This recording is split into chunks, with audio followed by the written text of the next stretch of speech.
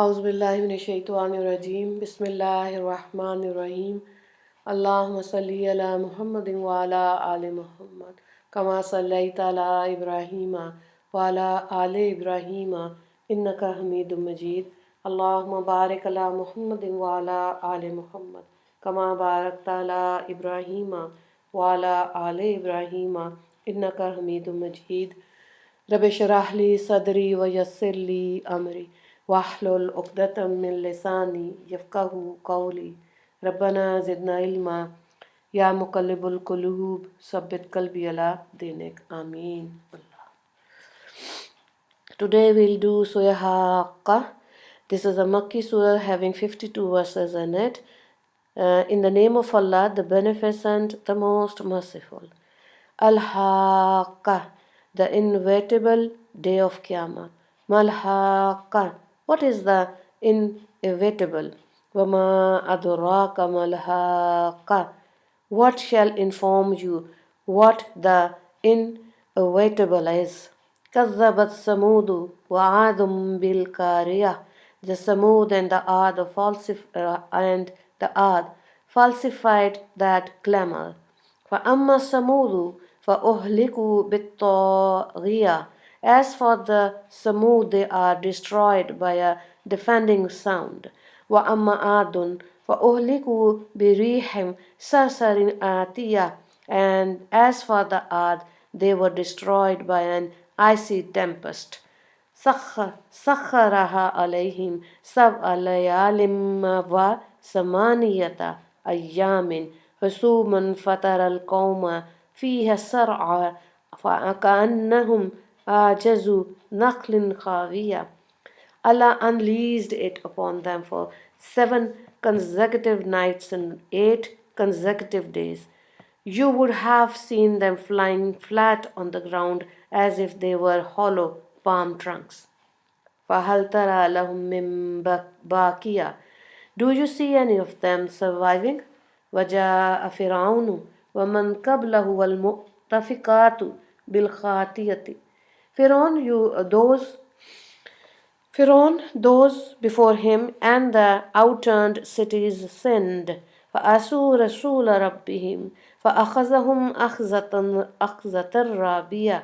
They disobeyed the messengers of their Rabb, so he seized them most severely.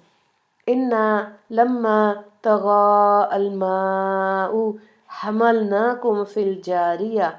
When that waters become turbulent, when carries you in the ark, we carried you in the ark. لِنَجْعَلَهَا لَكُمْ تَذْكِرَةً وَتَعِيَّهَا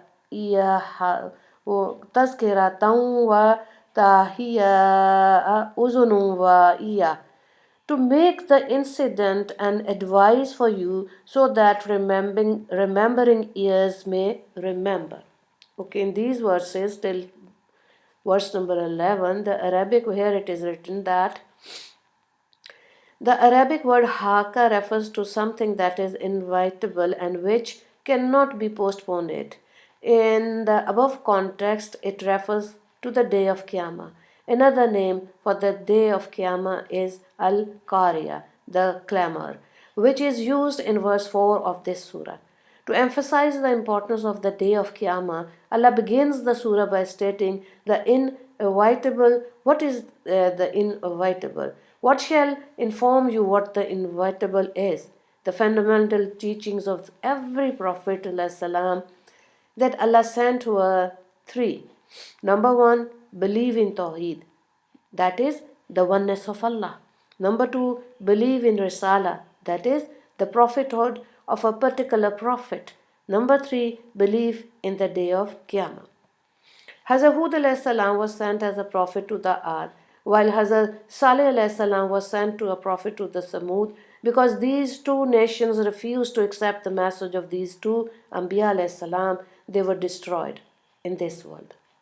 Allah says, the Samud and the Ad falsified the clamor. As for the Samud, they were destroyed by deafening sound. The Arabic word tawhiya, translated above as deafening sound, literally refers to something that is extremely severe and which transgressed all limits. Allah continues, as for the Ad, they were destroyed by an icy tempest. Allah unleashed it upon them for 7 consecutive nights and 8 consecutive days, referring to the punishment of the Ad. Surah Hamim Sajda, Allah Ta'ala says, so we sent a fierce windstorm against them during the ominous day to make them state of a humiliating punishment in this worldly life. The punishment of the hereafter is even more humiliating and they will never be assisted. Verse number 16. The entire Ad nation was destroyed by the fierce wind. Describing the aftermath of the wind, Allah says they would have been them lying flat on the ground as if they were hollow palm trunks. Do you see any of them surviving? Just as none of them survived Allah's punishment, readers of the Quran should bear in mind that they also are helpless against Allah's punishment. They should therefore ensure that they never warrant this punishment for themselves. Allah says further about the kuffar after the Ad and Samud, Pharaoh, those before him and the outturned cities sinned.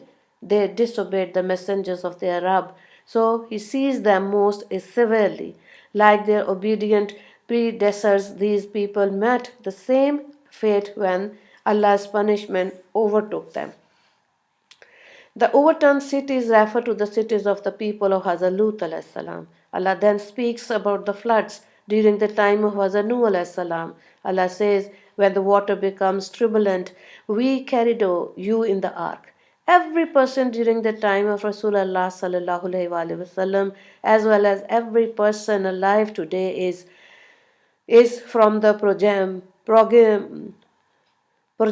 of the mu'mineen who were rescued in the ark of Hazrat Nuh alayhi salam because they were the only people to survive the floods. Therefore, every person owes his existence to the fact that Allah saved the mu'mineens during the floods because those mu'mineen were the forefathers of the readers of the Quran. Allah says, we carried you in the ark instead of saying we carried them in the ark. Allah says further that this incident transpired to make the incident an advice for you so that remembering ears may remember. It is only people who take the time to ponder and reflect who will learn a lesson from such incidents. Now I will recite verse number 13 till verse number 37. فَإِذَا نُفِخَ فِي الصُّورِ نَفْخَةٌ وَاحِدَةٌ, when the trumpet will be blown once, وَهُمِلَتِ الْأَرْضُ وَالْجِبَالُ فَدُكَّةً دَكَّةً وَاحِدَةً, and the earth and the mountains lifted and smashed to bit all at once. فَيَوْمَئِذٍ وَقَعَتِ الْوَاقِعَةُ, on the day that will take place, which is to take place.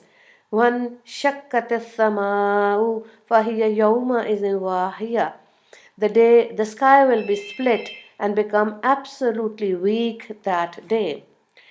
وَالْمَلَكُ عَلَى أَرْجَائِهَا وَيَحْمِلُ أَرْشَ رَبِّكَ فَوْقَهُمْ يَوْمَئِذٍ ثَمَانِيَةٌ. Verse number 17. This with angels at its end, that day 8 angels shall carry the throne of your Rabb above them. يَوْمَئِذٍ تُعْرَضُونَ لَا تُخْفَى مِنْكُمْ خَافِيَةٌ. On that day you will all be presented, and nothing of yours shall be made hidden. فَأَمَّا مَنْ أُوتِيَ كِتَابَهُ بِيَمِينِهِ فَيَقُولُ هَاؤُمُ اقْرَءُوا كِتَابِيَهْ. As for the one who receives his record of deed in his right hand, he will call out, come and read my record. Inni zanantu anni mulakin hisabihi. I was always convinced that I shall certainly meet my reckoning. Fahuwa fi ishatir razia. So he will enjoy a pleasing life. Fi jannatin aliyah, in lofty gardens. Kutufuha daniya. The fruits of those gardens are near at hand. كلوا واشربوا هنيئا بما أسلفتم في الأيام الخالية. Eat and drink with all blessings as a reward for the good deeds that you sent ahead during the days gone by. وأما ما أوتي كتابه بشماله فيقول يا ليتني لم أوت كتابه. As for the one who receives his record in the left hand, he will cry, "Oh dear, if only I were not given my record."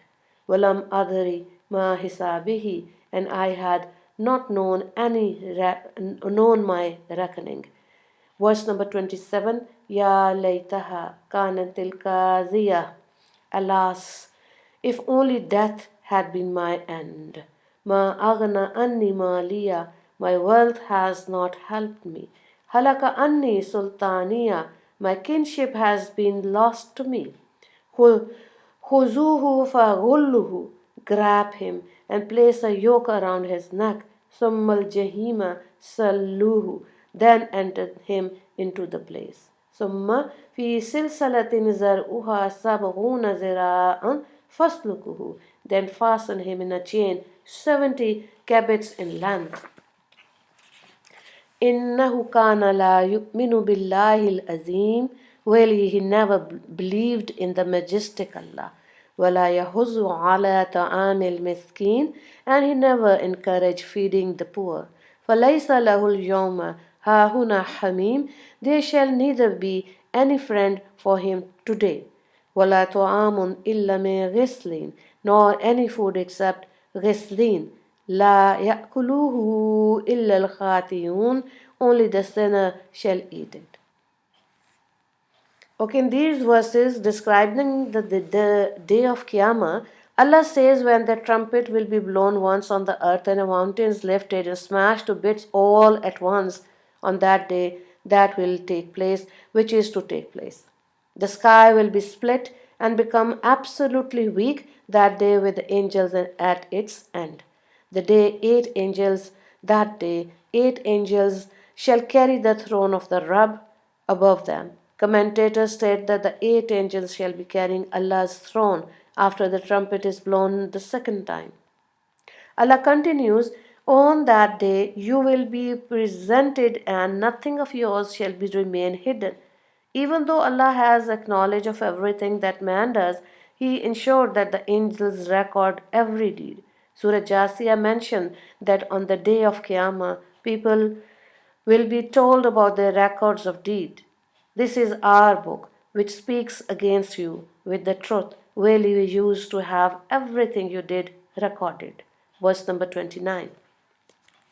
Allah says, as for the one who receives his record of deeds in his right hand, he will happily call out to everyone else, "Come and read my record." I was always convinced that I shall certainly meet my reckoning. Receiving one's record of deed in one's right hand will be signed that one is successful. The person who is convinced about reckoning on the day of Qiyamah will be extremely cautious about all the deeds and will abstain from sin. Allah then describes the bounties that the successful person will enjoy in the Akhirah. Allah says, so he will enjoy a pleasing life in lofty gardens. The fruit of these gardens are near at hand. Also describing the fruit of Jannah, Allah says in Surah Rahman, the fruit of both gardens shall be extremely close. These verses make it clear that a person in Jannah will have no difficulty reaching any fruit he pleases because they will be within easy reach. The people of Jannah will be told, eat and drink with all blessings as a reward for the good deeds that you sent ahead during the days gone by. Allah Ta'ala then speaks of the pitiable condition of the unsuccessful ones who will receive their records of deeds in their left hands behind their back.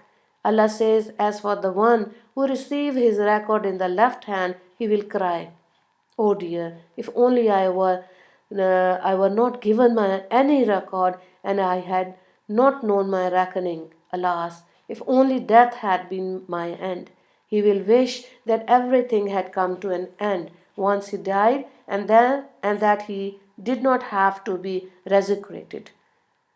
Lamenting further, he will say, my wealth has not helping me, my kingship has been lost to me. Neither his wealth nor his position in the world was any benefit to them. Instructing the angels on the day of Qiyamah, Allah shall say, grab him, the kafir, and place a yoke around his neck, then enter him into the blaze, then fasten him in a chain 70 cubits in length. Really, we never believed in the majestic Allah, and he never encouraged feeding the poor.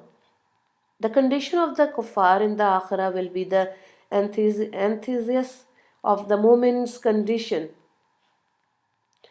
The mu'min will receive bliss and peace in Jannah because they were convinced for the forthcoming resurrection. The resurrection is therefore a blessing for them.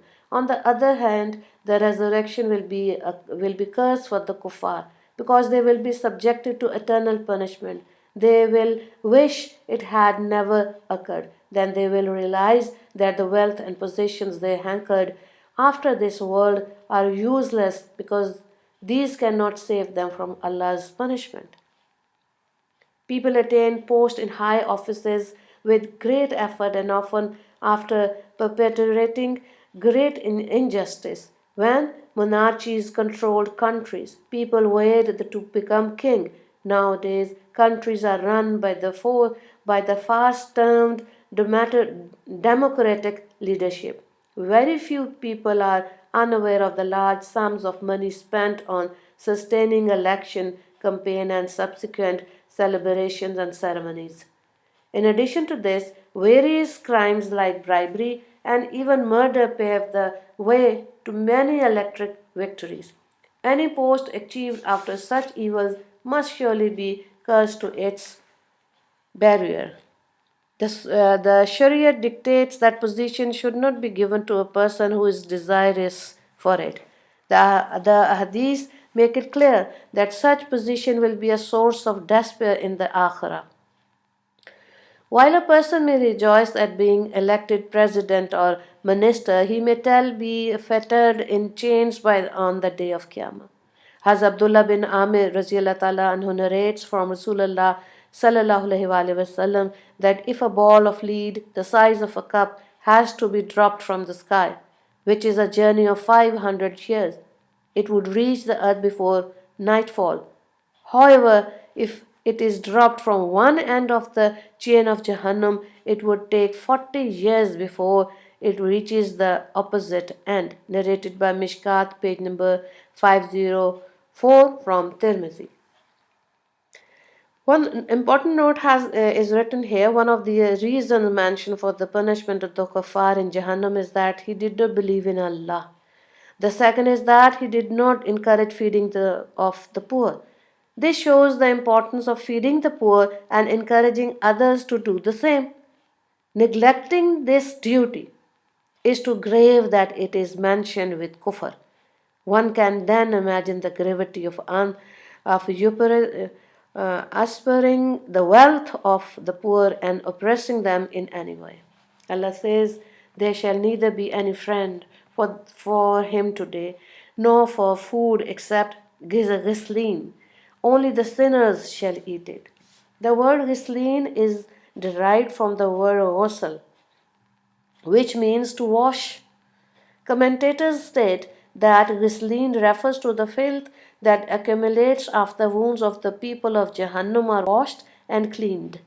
Because the bodies of the people in Jahannam will be perpetually covered in pus and blood. There is no question of them benefiting from any treatment. It is for this reason that Hazrat Abdullah bin Abbas Raziallahu ta'ala anhu has interpreted the word ghislin as the blood and pus that flows from the flesh of the people of Jahannam. Narrated by Ruhul Mani, volume 29, page number is 58. Now I will recite from verse number 38 till verse number 52. Fala uksimu bima tubsirun. I swear by the things that you see. Wala la tubsirun. And by the things that you do not see. وَإِنَّهُ لَقَوْلُ رَسُولٍ كَرِيمٍ. Verily the Quran is a word brought by an honored messenger, Hazrat Jibreel alayhi salam. وَمَا هُوَ بِقَوْلٍ شَاعِرٍ قَلِيلٌ مَا تُؤْمِنُونَ. It is not the word of a poet. Few are those of you who believe. وَلَا بِقَوْلٍ كَاهِنٍ قَلِيلٍ مَا تَذَكَّرُونَ. Neither is it the word of fortune teller. Few of those of you who understand. تَنزِيلٌ مِّن رَبِّ الْعَالَمِينَ. It is the revelation from the Rabb of the universe. وَلَوْ تَقَوَّلَ عَلَيْنَا بَعْضَ الْأَقَاوِيلِ.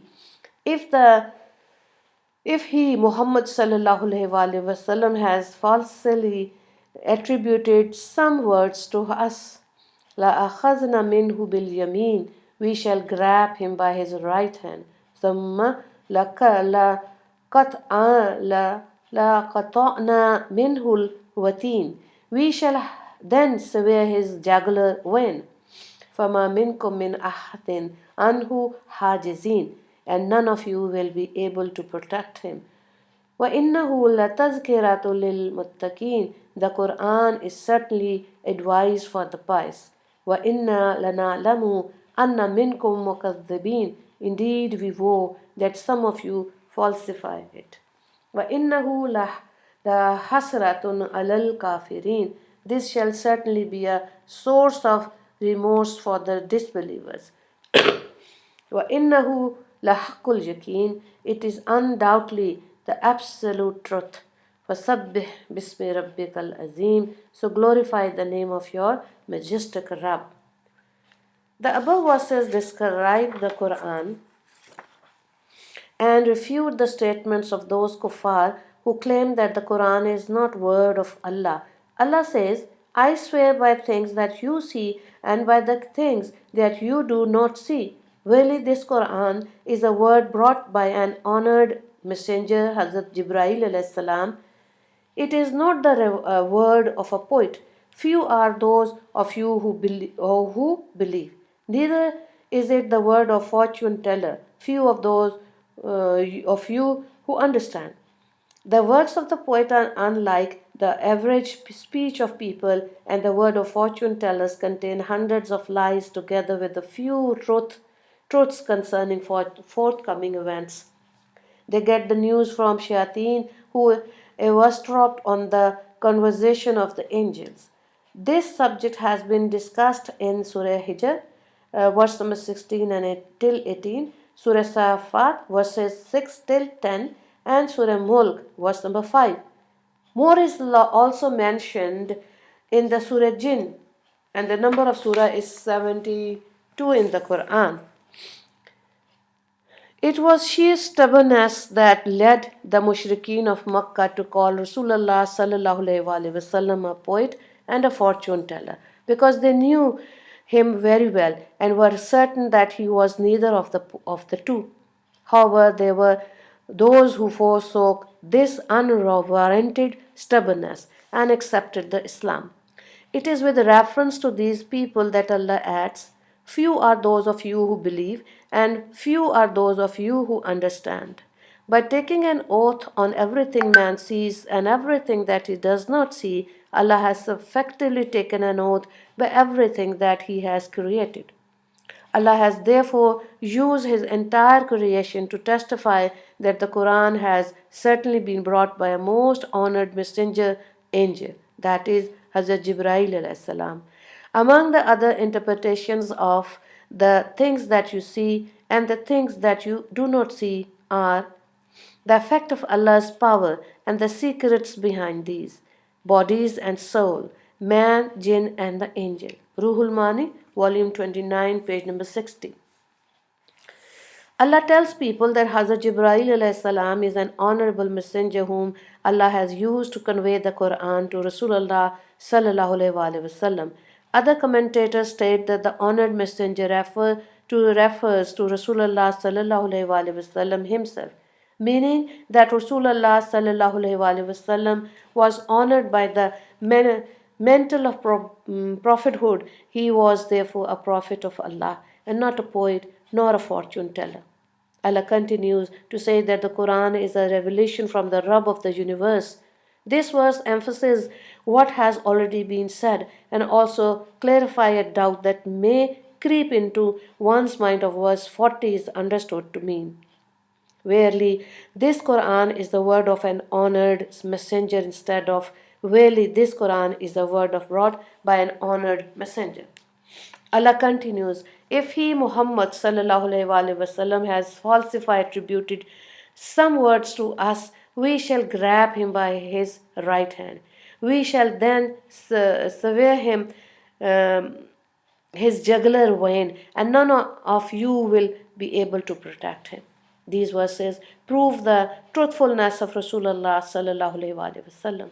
Allah says that if Rasulullah sallallahu alaihi wasallam was a false claimant to prophethood and falsely claimed that Rasulullah sallallahu alaihi wasallam revealed the Quran to him, there is nothing to stop Allah from punishing him most severely. The author of Ruhul Mani states that Allah has portrayed the punishment in this manner because it is a disgraceful punishment meted to cruelly criminal. It was common in earlier times that the executioner would grab the condemned person by the right hand and then behead him, causing the jugular vein to be severed. Hazrat Hassan Raziallahu Ta'ala interprets the punishment to mean the first his right hand would be cut and then his jugular vein. Such a punishment would serve as an effective lesson for everyone else. The Quran is certainly advice for the pious, that is, for those who fear Allah, who fulfill his commands and abstain from sin. Indeed, we know that some of you falsify it. Allah is aware of every person who denies the truth of the Quran and will punish them for this. This Quran will certainly be a source of remorse for the disbelievers. When the mu'mineen will be rewarded with the bounties of Jannah in Akhirah for believing it and for practicing the Quran, those who rejected the Quran will regret their actions and wish that they had also done the same. However, it will then be too late, and they will have to suffer the torment of Jahannam. May Allah may save us from Jahannam. It is the Quran is undoubtedly the absolute truth. There is nothing doubtful in the Quran, and everything it contains is absolutely true. Allah concludes the surah by stating, so glorify the name of your majestic Rabb, just as Allah is the greatest. His name is also the greatest.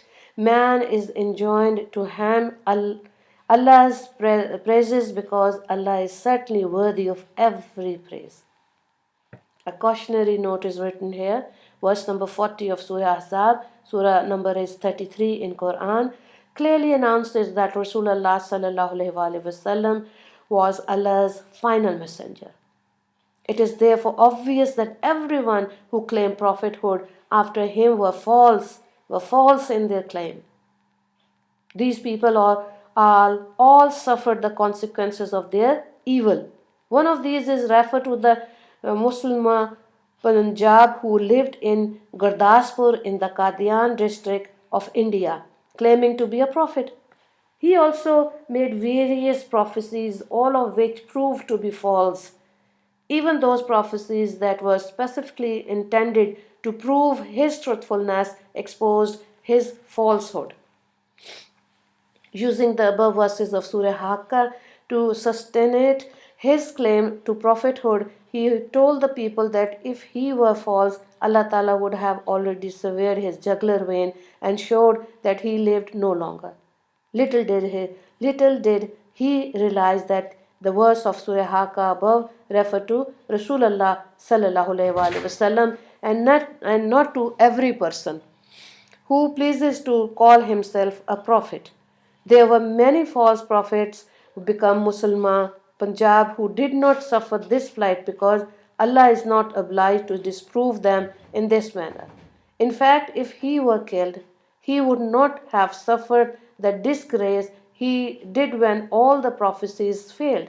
He was subjected to repeated disgrace as one prophecy after another failed. This made it clear to people that he was certainly not a prophet. The poor man did not read the verse of Surah Nisa where Allah says, "Whoever opposes the messenger after the guidance has become manifest to him and follow a path other than that of the believers. We shall allow him to do that which he is doing and then enter him into Jahannam. It is the worst of abodes when a person chooses to remain deviant. His heart worsens all the time, as Allah says in Surah Saf. However, when they choose to be crooked, Allah further twisted their hearts. Verse number is 5. Therefore, no deviant person should ever think that he is reading the right path merely because he is living well and because Allah has not afflicted him with punishment. Allah is merely allowing him to do as he please so that he may plunge further into sin. Thereafter, Allah will cast him into Jahannam, where he will realize the error of his ways. The above verse of Surah Nisa makes it clear that the person who treads a path other than that of a mu'mineen will find himself in Jahannam. May Allah save us all. Ameen. Wa akhiru dawana alhamdulillahi rabbil alameen. Allahumma ighfir li muslimina wal muslimat wal mu'minina wal mu'minat. Assalamu alaikum wa rahmatullahi wa barakatuhu.